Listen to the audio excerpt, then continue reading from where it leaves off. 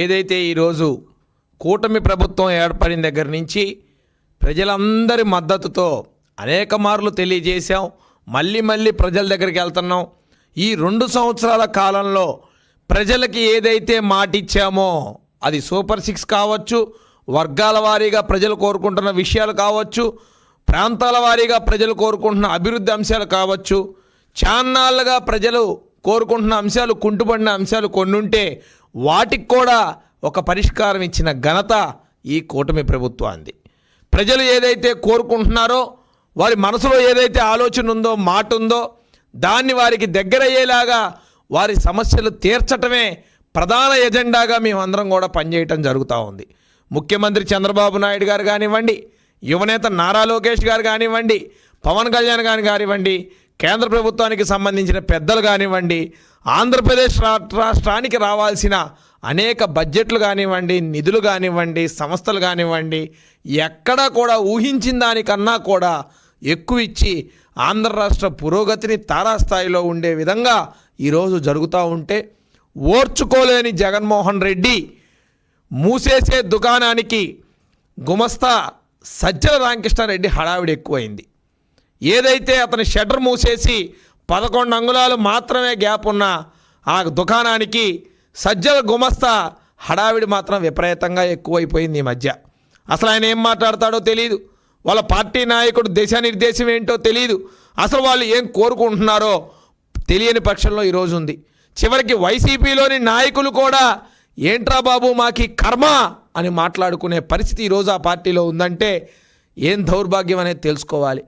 కనీసం ఒక కార్పొరేటర్గా కూడా గెలవలేని సజ్జల ఏది పడితే అది మాట్లాడుతూ ఉన్నాడు. ఎవరండి ఈ గుమస్తా? ఎవరని అడుగుతున్నా ఈ గుమస్తా? ఈరోజు ప్రెస్ మీట్ పెట్టి అమరావతి గురించి మాట్లాడే నైతిక హక్కు మీకు ఎక్కడుందయా? అమరావతి గురించి మీరు మాట్లాడతారా? అసలు అమరావతి అంటే ఏమనుకుంటున్నారు?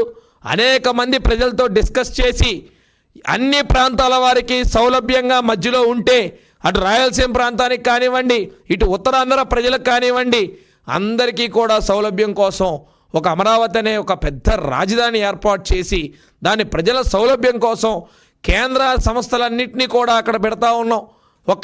కేవలం ఒక సెక్రటరేటే కాదు, శాసనసభ అనుకోండి, ప్రభుత్వ అధికారుల నిలయాలు అనుకోండి, హైకోర్టు అనుకోండి, జ్యుడిషియల్ భవనాలు అనుకోండి, కేంద్ర ప్రభుత్వ కాంప్లెక్స్లు అనుకోండి, ఆర్బీఐ అనుకోండి, విద్యా సంస్థలు అనుకోండి, అనేక రంగాలకు సంబంధించిన పెద్ద విషయాలన్నీ కూడా అమరావతిలో కేంద్రీకృతం అవుతూ ఉంటే ఉండబట్టలేకపోతూ ఉన్నారు. ఎలా బురద జల్లాలా అని మళ్ళీ మొదలయ్యారు.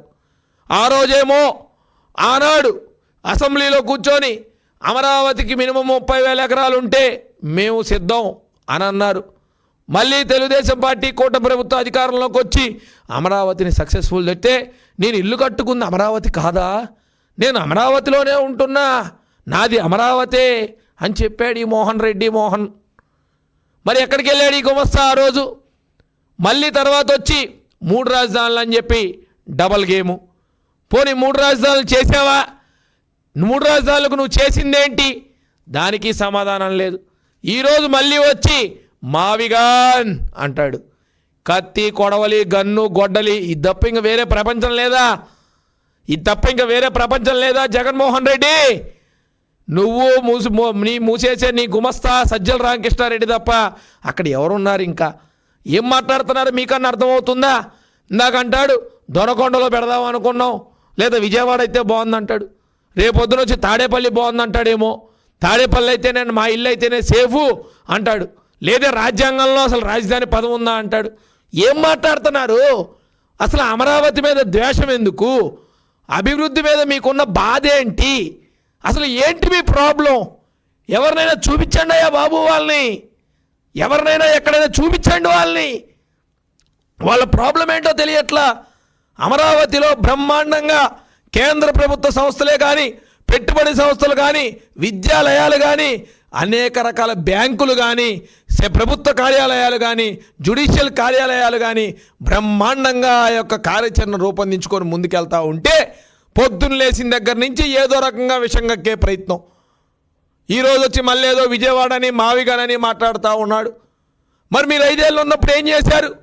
అమరావతిలో అవినీతి జరుగుతుందని చెప్తున్నావే, ఆ రోజు 5 సంవత్సరాలు మీరు అధికారంలో ఉన్నప్పుడు మీ దగ్గరే ఉన్నాయిగా వ్యవస్థలన్నీ. ఆ రోజే కమిషన్ వేయచ్చు కదా, ఆ రోజే నిజమేంటో తెలియజేయచ్చు కదా, ఆ రోజే కేసులు పెట్టచ్చు కదా, ఆ రోజే అరెస్టులు చేయొచ్చు కదా. మరి ఆ రోజు మాట్లాడకుండా కూర్చొని మళ్ళీ ఈరోజు మాట్లాడుతున్నారు. ఏమైనా ఉందా?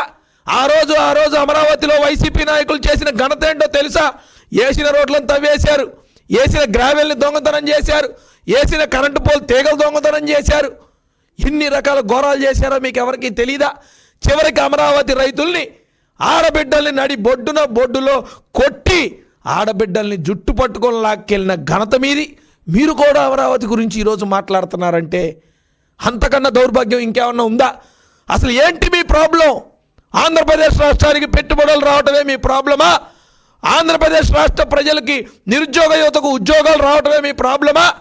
ఆంధ్రప్రదేశ్లోని వ్యాపారస్తులు కొత్త వ్యాపారాలు చేసుకోవటమే, డబ్బులు సంపాదించటమే మీ ప్రాబ్లమా? ఈరోజు ఆంధ్రప్రదేశ్ అన్ని రకాలుగా అభివృద్ధి చెందుతూ ఉంటే దాన్ని ఓర్చుకోలేక జగన్మోహన్ రెడ్డి కానీ, గుమస్తా సజ్జల రామకృష్ణారెడ్డి కానీ ఇష్టం వచ్చినట్టు మాట్లాడుతూ ఉన్నారు. అసలు వాళ్ళకి ఏం కావాలో తెలియదు, ఏం మాట్లాడుతున్నారో తెలియదు. అసలు వాళ్ళకంటూ ఒక స్టాండ్ ఉందా? పొద్దున ఒక స్టాండు, మధ్యాహ్నం ఒక స్టాండు, రాత్రి ఒక స్టాండు, ఇంకా రాత్రి కల్లోకి ఏమైనా వస్తే ఉదయాన్నే ఆ స్టాండు.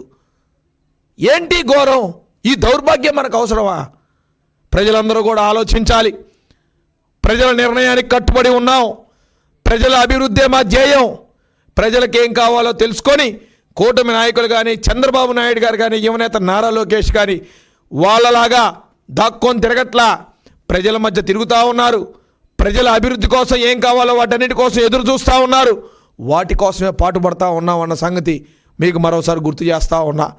దయచేసి జగన్మోహన్ రెడ్డి అండ్ కంపెనీ దివాలా తీయటానికి రెడీగా ఉంది. వారిని ప్రజలందరూ కూడా తరిమి కొట్టారు. ఏదైతే ఆ తీర్పు ఇచ్చారో అంతకన్నా అద్భుతమైన తీర్పు మళ్ళోసారి కూటమి ప్రభుత్వానికి రాబోతా ఉంది. 80% పైచిలుకు సంతృప్తి ప్రజలు వ్యక్తం చేస్తూ ఉన్నారు. ఈరోజు జగన్మోహన్ రెడ్డిని కానీ, అతని తాలూకా పనిచేసే పేటీఎం బ్యాచ్ని కానీ, ఆ గుమస్తాని కానీ ఎవరిని కూడా నమ్మేటట్టు లేదు. ప్రజలందరూ ఇది గుర్తుపెట్టుకోవాలి.